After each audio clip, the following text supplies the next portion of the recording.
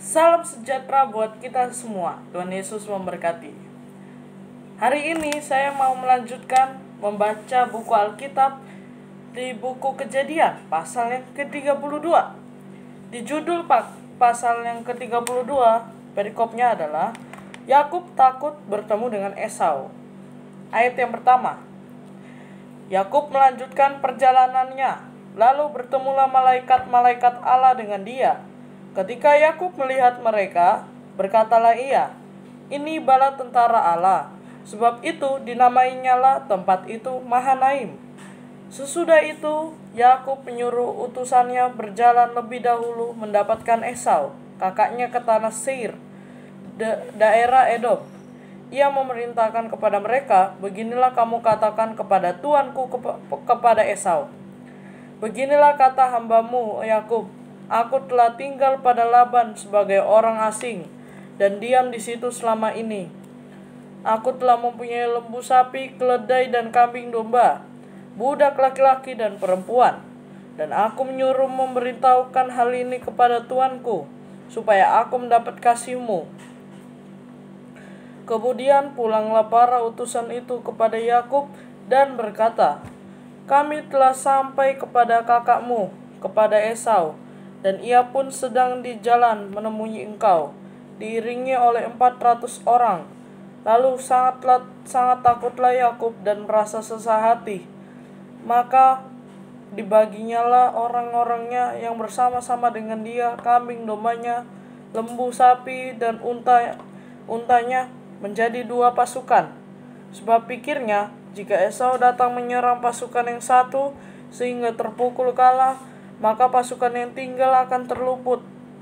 Kemudian berkatalah Yakub, "Ya Allah, nenekku Abraham dan Allah ayahku Ishak, ya Tuhan yang telah berfirman kepadaku, pulanglah ke negerimu serta kepada anak saudaramu, dan aku akan berbuat baik kepadamu. Sekali-kali aku tidak layak untuk menerima segala kasih dan kesetiaanmu yang engkau tunjukkan kepada hambamu ini. Sebab aku membawa hanya tongkatku ini waktu aku menyeberangi sungai Yordan ini, tetapi sekarang telah menjadi 2 pasukan. Lepaskanlah kiranya aku dari tangan kakakku, dari tangan Esau, sebab aku takut kepadanya. Jangan-jangan ia datang membunuh aku, juga ibu-ibu dengan anak-anaknya. Bukankah engkau telah berfirman, tentu aku akan berbuat baik kepadamu dan menjadikan keturunanmu sebagai pasir di laut yang karena banyaknya tidak dapat dihitung." Lalu bermalamlah ia di sana pada malam itu. Kemudian diambilnyalah dari apa yang ada padanya suatu persembahan untuk Esau kakaknya, yaitu 200 kambing betina dan 20 kambing jantan, 200 domba betina dan 20 domba jantan, 30 unta yang sedang menyusui beserta anak-anaknya, 40 lembu betina dan 10 lembu jantan, 20 keledai betina dan 10 keledai jantan. Diserahkannya lah semuanya itu kepada budak-budaknya untuk dijaga tiap-tiap kumpulan tersendiri, dan ia berkata kepada mereka, "Berjagalah kamu lebih dahulu dan jagalah supaya ada jarak antara kumpulan yang satu dengan kumpulan yang lain." Diperintahkannya lah kepada yang paling di muka apabila Esau kakakku bertemu dengan engkau dan bertanya kepadamu, "Siapakah tuanmu? Dan kemanakah engkau pergi? Dan milik siapakah ternak yang di depanmu itu?" Jawablah, "Milik hambamu Yakub. Inilah persembahan yang dikirim kepada tuanku Esau, dan Yakub sendiri pun ada di belakang kami." Begitulah diperintahkannya baik kepada yang kedua maupun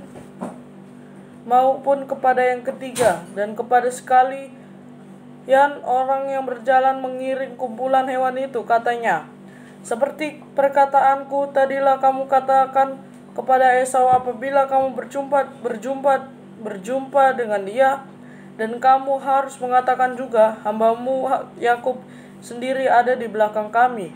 Sebab pikir Yakub, baiklah aku mendamaikan hatinya dengan persembahan yang diantarkan lebih dahulu. Kemudian barulah aku akan melihat mukanya. Mungkin ia akan menerima aku dengan baik. Jadi persembahan itu diantarakan lebih dahulu, tetapi ia sendiri bermalam pada malam itu di tempat perkemahannya. Perikop yang kedua, pergumulan Yakub dengan Allah. Pada malam itu, Yakub bangun dan ia membawa kedua istrinya, kedua budaknya perempuan, dan ke-11 anaknya, dan menyeberang di tempat penyeberangan sungai Yabok. Sesudah ia menyeberangkan mereka, ia menyeberangkan juga segala miliknya. Lalu tinggallah Yakub seorang diri dan seorang laki-laki bergulat dengan dia sampai fajar menyingsing. Ketika orang itu melihat bahwa ia tidak dapat mengalahkannya, ia memukul sendi pangkal paha Yakub sehingga sendi pangkal paha itu terpelecok. Ketika ia bergulat dengan orang itu,